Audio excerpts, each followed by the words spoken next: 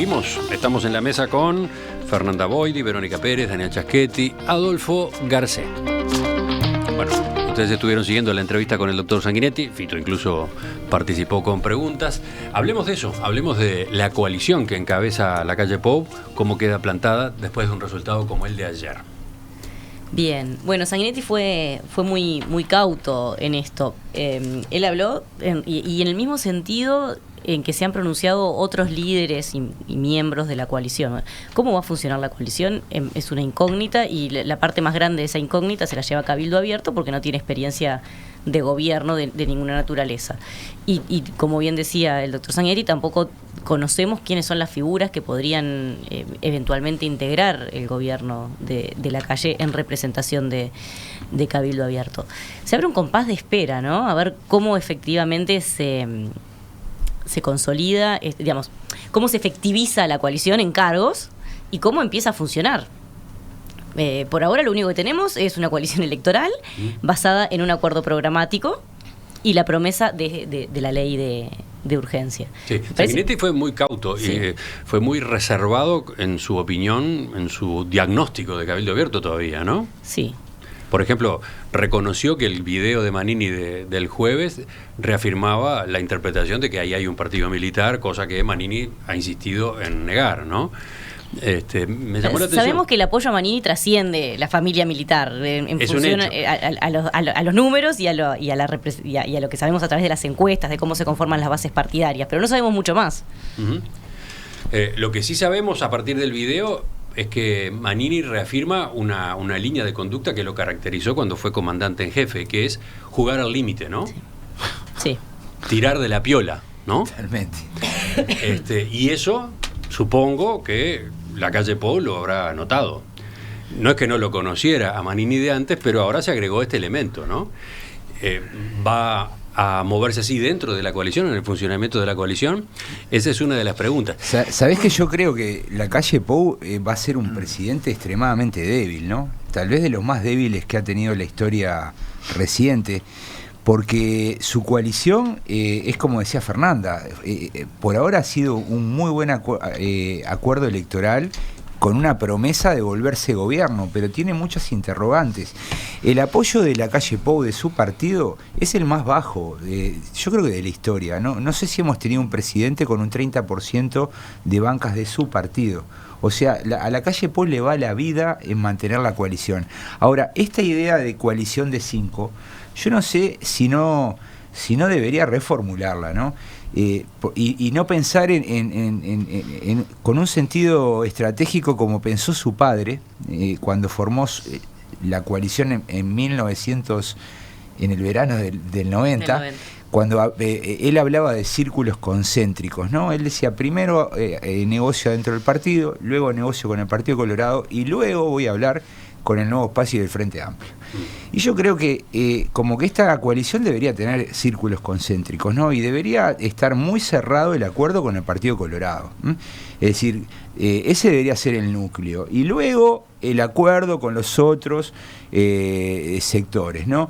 De esa manera, ¿qué estaría resolviendo la calle Pou? Bueno, tener un respaldo del 40 y pico % similar al del Frente Amplio.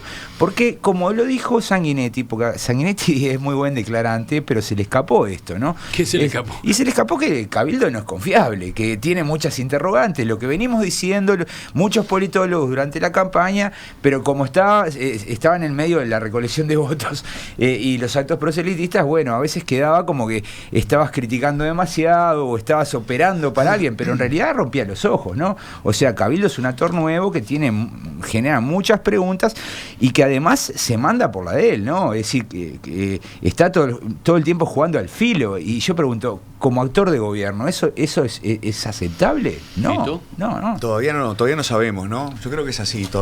Tenemos muy poca información. Yo nunca hablé en mi vida con Manini Ríos. No, nadie habló. Por eso. Entonces, tenemos muy poca información sobre Manini.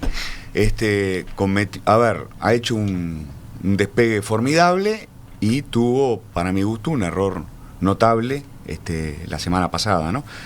Inexperiencia política y sus convicciones, bueno, están en discusión. hay la mitad del país que duda de sus convicciones. ¿Tá? Entonces, bueno, se irán despejando o no las dudas sobre Manini Ríos en los próximos años. Yo la coalición la veo así. Veo una coalición muy fuerte en el Parlamento y menos fuerte en la presidencia. El arranque es así, porque el mensaje del 27 de octubre es un mensaje muy claro, una clara mayoría parlamentaria en las dos cámaras para la coalición. Sin embargo, el mensaje de ayer no es de respaldo tan potente hacia la calle Pou, ¿no? Entonces, bueno, quizá a medida que pase el tiempo esto pueda cambiar, quizás se debilite en el Parlamento, podrá perder, en algún momento podrá perder algún socio por el camino, y capaz que crece en la presidencia, porque lo que hemos visto este año es un gran crecimiento de la calle Pou. Ayer mismo estuvo muy bien la calle Pou, no hemos hablado de eso, ¿no? Entonces quizás se afirme la calle Pou desde la presidencia y quizás se debilite en el Parlamento la coalición. Yo sobre un punto que traía Daniel recién, sobre la debilidad de la calle Pou, me parece que los resultados de ayer de la elección hacen pensar que la calle Pou no tiene lo que la literatura llama un mandato político. El término mandato político se ha usado para describir lo que hicieron los gobiernos de izquierda, las políticas más o menos radicales que pudieron hacer los gobiernos de izquierda en América Latina durante el periodo llamado de giro a la izquierda. ¿Qué es un mandato político? Un mandato político está definido como algo así como tener mayoría, el partido que gobierna, que tenga mayoría parlamentaria por sí mismo y que esté separado del segundo con un margen bastante amplio, en el entorno del 10%. ¿Sí? La calle Pou no cumple con ninguna de las dos cosas, y la literatura en ciencia política ha usado esto para describir, para explicar cómo es que las izquierdas gobernaron, y lo mismo se puede aplicar, pero lo mismo vale para partidos con otras ideas, y creo que vale lo mismo para la calle Pou. En ese sentido, la calle Pou, al no cumplir estos dos requisitos, no tiene necesariamente las manos libres para hacer lo que quiera, ¿no? Y en particular porque es diferente enfrentar un escenario ante, no sé, la discusión del presupuesto, ¿no? Intentos de realizar un ajuste fiscal, como dijo que lo iba a hacer y como también sería esperable que lo hiciera si hubiese ganado, si Daniel Martínez fuera el presidente, ante un escenario de ajuste fiscal y reducción del gasto público con movilización, con protesta, ¿no? Es mucho más difícil enfrentar un escenario de ese tipo cuando tú ganaste por un margen muy estrecho, ¿sí? Que si lo hubiese hecho bajo un margen mayor. Sí. También es verdad que ese era el escenario que se preveía en caso de que la calle ganara, o sea, no es que se sorprendió. A ver, tal vez sí por la diferencia de puntos, pero ya sabíamos cuál iba a ser la composición del Parlamento desde octubre y desde bastante antes de octubre. Y por otra parte, él ha ido suavizando sus propuestas, ¿no? O sea, ya parte de la chique es que el acuerdo programático con los demás miembros de la coalición excluye algunos puntos que eran aparentemente importantes para la calle Pou. El desafío está en, bueno, cómo se gobierna, cuál es ese capital que tiene, porque evidentemente, de acuerdo a los resultados, tiene un respaldo que no es abrumador. El respaldo abrumador, en tanto mayoría absoluta que han tenido los tres gobiernos de izquierda en Uruguay hasta ahora, ha sido además absolutamente excepcional. Entonces venimos de un escenario atípico, si se quiere, que se volvió tradicional. Escuchaste a Sanguinetti recién, él decía que esta diferencia mínima de la calle Pou sobre Martínez en el día de ayer es una anécdota. Bueno, el presidente, si se confirma esto, va a atacar. Eso que no es una anécdota. Es un dato que sobrevive unas horas y nada más. Yo pienso que no, ¿sabes? La democracia es matemática, ¿cómo fue que dijo? ¿Cómo es aritmética. Yo pienso que hay un gran mensaje ayer. Y un mensaje, donde me apure, es muy sabio, ¿no? Que es el mensaje de la mayoría debe respetar necesariamente a la minoría, porque la minoría se hizo escuchar ayer con una fuerza extraordinaria, ¿no? Donde me apure es el escenario mucho mejor. El escenario de ayer es mucho mejor para la democracia uruguaya, porque no es de una mayoría que avasalla, no es una mayoría que saca 10%, no es una avalancha, ¿no? es prácticamente un empate entre Lacalle Pou y Daniel Martínez. Y por lo tanto, el mandato de tender puentes entre los dos bloques es un mandato muy fuerte y hace muy bien Lacalle Pou. Ahora, ese escenario que vos describís muy bien y que yo me parece que tiendo a compartir, lo hacés volar por los aires y mandás en marzo el proyecto de urgente consideración con 300 artículos, ¿no? Perfecto. Si querés prender fuego el país, tenés que mandar ese proyecto.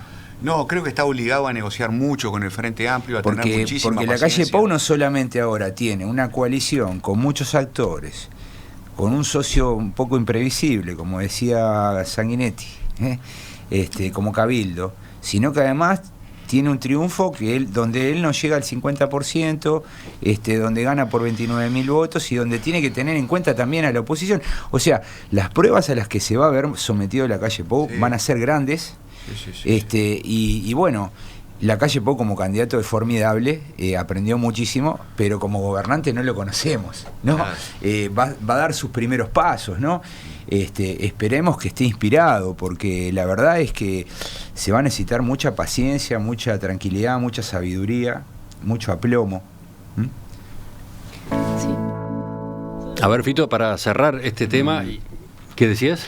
Mira, a mí de las cosas que me dan esperanza, ¿no?, respecto a cómo puede funcionar la democracia en el periodo que viene, que va a ser un periodo que no va a ser sencillo, es escucharlo a Lacalle Pou insistir tanto en este concepto de acá no viene una mayoría a sustituir a la otra, una mitad a sustituir a la otra mitad. Todo este énfasis que ha puesto en tender puentes. El tema es cómo logra canalizar políticamente esto, cómo lo institucionaliza. Yo me imagino ¿qué está pensando? ¿En como Mujica, de repente en comisiones multipartidarias al inicio de su gobierno para discutir temas? Pero tiene que encontrar la manera de institucionalizar el diálogo y que sea un diálogo de verdad, no un diálogo por la galería, ¿no? Un diálogo de verdad con la oposición. Permitirle a la nueva oposición, al Frente Amplio, participar en la definición de algunas políticas. Yo creería en ese discurso si no hubiese prometido el proyecto de urgente consideración con 300 artículos. Yo creo que el proyecto de urgente consideración, la ley ómnibus, dinamita toda esa idea. Quizá. Porque es lo contrario, es lo opuesto. Mirá, yo le pregunté en La Mira, le dije, che, Luis, ¿te parece una ley de urgente consideración de 300 artículos, ¿no?, para discutir en 3 meses todo el programa de gobierno de la coalición adentro de una ley? Me dice, bueno, Fito, capaz que son 30 en lugar de 300. O sea, la verdad que precisa mucho pragmatismo. Claro, a la hora pero queda claro de que las dos ideas son como incompatibles. O sea, está lleno de estudios en la ciencia política que demuestran que las leyes ómnibus no hacen otra cosa que degradar el debate público Por que otro tanto lado, te gusta a vos y te preocupa, ¿no? O sea, la verdad, vos vas a modificar 40, 50 políticas públicas en 90 días y de un golpe. Claro, y él tiene un trade-off, que es que tiene una coalición de muchos partidos, tiene que aprovechar el famoso año de oro, ¿no? Y entonces en ese sentido la ley de urgencia es razonable. Por otro lado, lo que vos decís es cierto, ¿no? Es decir, y más en este contexto de necesidad de tender puentes con el Frente Amplio, tiene un desafío político fuerte. Ya volvemos con el final de esta edición larga de hoy de la Mesa de Análisis Político.